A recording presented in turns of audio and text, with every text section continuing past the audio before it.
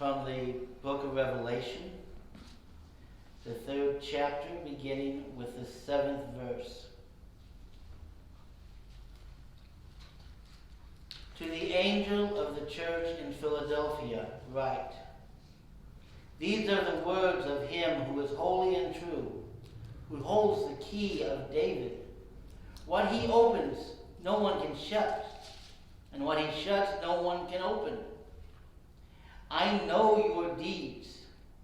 See, I have placed before you an open door that no one can shut. I know that you have little strength, yet you have kept my word and have not denied my name. I will make those who are of the synagogue of Satan, who claim to be Jews, they are not, but are liars. I will make them come and lie down at your feet and acknowledge that I have loved you. Since you have kept my command to endure patiently, I will also keep you from the hour of trial that is going to come upon the whole world, to test those who live on the earth. I am coming soon. Hold on to what you have so that no one will take your crown. Him who overcomes I will make a pillar in the temple of my God. Never again will he leave it. I will write on him the name of my God and the name of the city of my God, the New Jerusalem, which is coming down out of heaven from my God, and I will also write on him my new name. He who has an ear, let him hear what the Spirit says to the churches.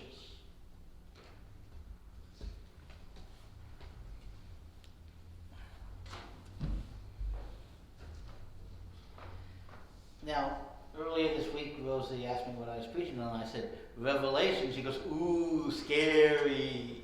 Because that's the reputation the book of Revelation has. But it's not supposed to be that way. Yes, there are terrible things recorded in the book of Revelation. But the book of Revelation is good news. And I'm going to be going through different parts of the book of Revelation over the next few Sundays. The last time I did a series like this was in 2000. Because there were all the people out. Actually, it was 2012, because all the people were saying the end of the world was coming in 2012 because some ancient Mayan calendar ended then. Of course, we're 10 years later, and that didn't happen. So, what is the good news of Revelation? Well, there's several things. Now, originally the book of Revelation was written down, and 7 copies were made to go to 7 churches in what is now Turkey. Now it's interesting. One of the churches gets rebuked. Nothing good is really said about the church except God says, but I do love you, but I really want you to make all these changes. 4 of them receive a mixture of praise and rebuke. You're doing all these things great, but I don't like these things you're doing. Stop doing them. One of them is praised, but then warned that they're about to undergo severe persecution. Hey, you're doing great. Just beware. Really bad things are going to happen to you. Again, none of these sound like good news, right? But the church at Philadelphia, the one I read today, is the only church of the 7 that is praised and not warned about bad things coming down the road. So they get to be praised and rewarded. In fact, they're told all these bad things that are going to happen to the rest of the world, they're not going to happen to you. Wow. Now, what is it about this church? Well, the vision starts with Jesus saying, I have set before you an open door that no one can shut. Now, because it's winter in Indiana, that doesn't sound too appealing to me. We have a problem with our back door that if it's not locked properly, it blows open. And even in the summertime when it blows open, the dogs get out. Now, they don't go out in the wintertime when it blows open, but all the cold air comes in. You know, we like to shut that door. But aside from that, when we think of open doors, we generally think of opportunities. You know, that door opened for you, and you got a promotion, or you got a better job.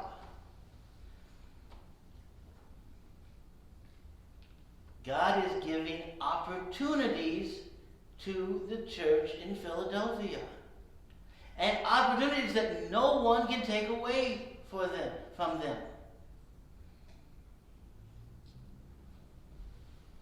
And then he goes on, I know you are of little strength, yet. Now there's a secret in the English language about the words but and yet. They basically mean disregard everything I just said. You know, I love you, but not a good thing to hear. I trust you, but.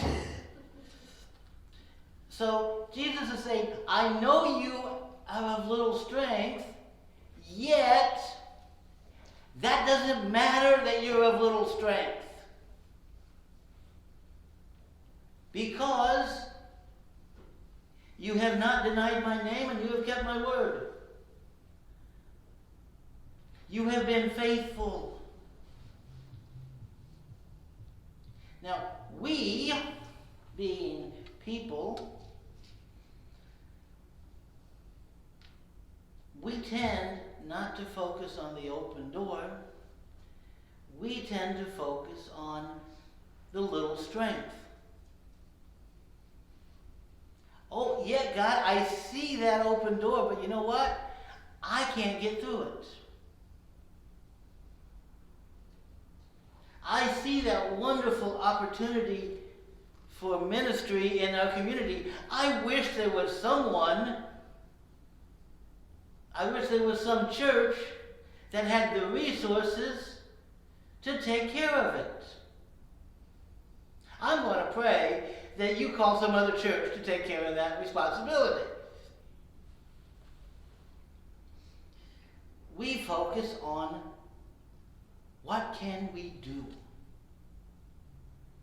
That is the wrong focus.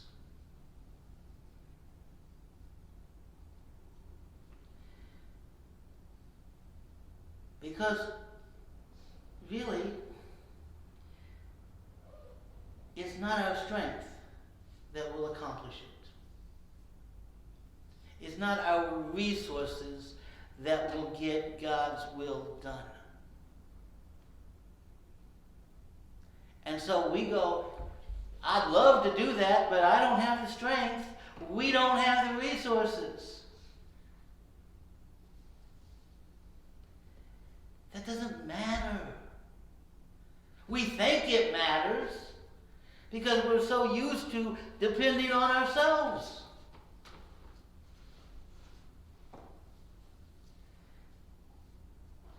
But we're not supposed to depend upon ourselves.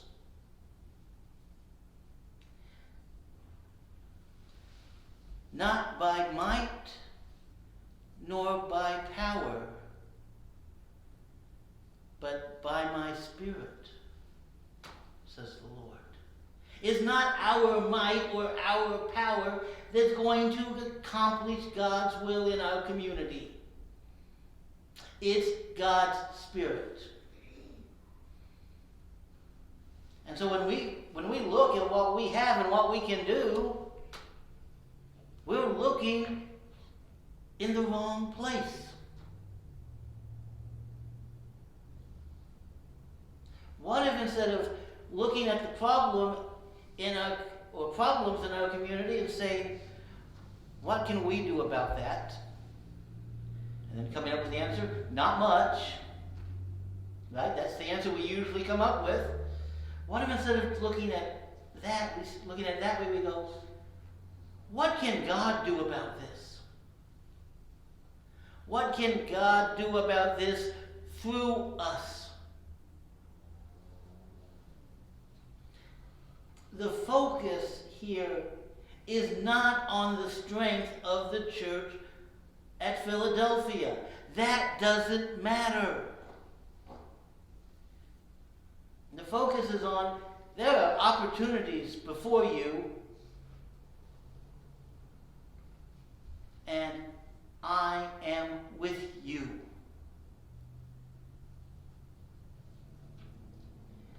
Now, it shouldn't be hard for us to find opportunities to minister in our community. We get together, we have a gripe session about everything that's wrong in the community. We could probably go on for hours. And every one of those gripes is a potential ministry. Think about it that way. Everything that upsets you, that's going on in our community, that you're concerned about, that you're worried about, that is a potential ministry.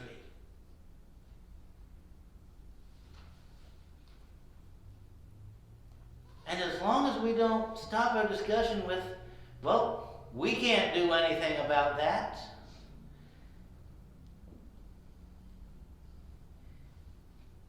we can make a difference.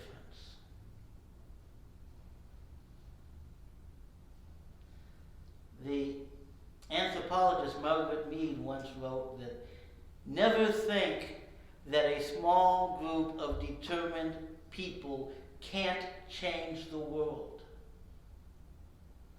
Usually that is the only thing that does change the world.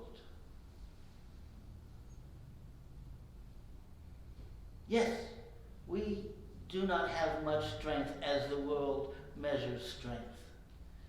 We are small in number, and we have more gray hairs than any other color. Sorry, that is true. And I'm getting my fair share of them too.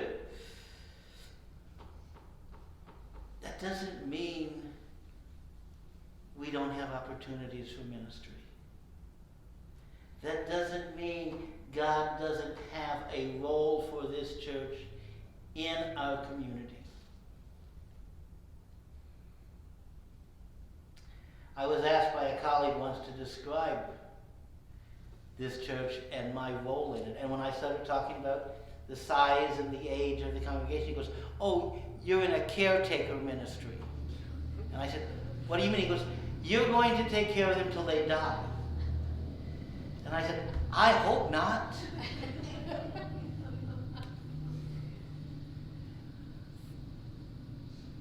That's not my vision for this church. Now, I've known churches where that is the role of the pastor. Is we're declining, we've declined to a point where we've given up hope, and we just want someone to care for our needs and to do our funerals. I hope that's not what you hired me for.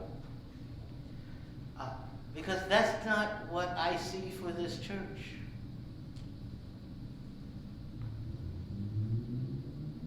That may be what the world sees for this church. But I see a church that God has placed here because there is a need for it here. And God has given us the open doors to do His will in our community. And as we are faithful to do His will, He will be faithful to see it accomplished through us. Our closing hymn is number 436, Freely, Freely.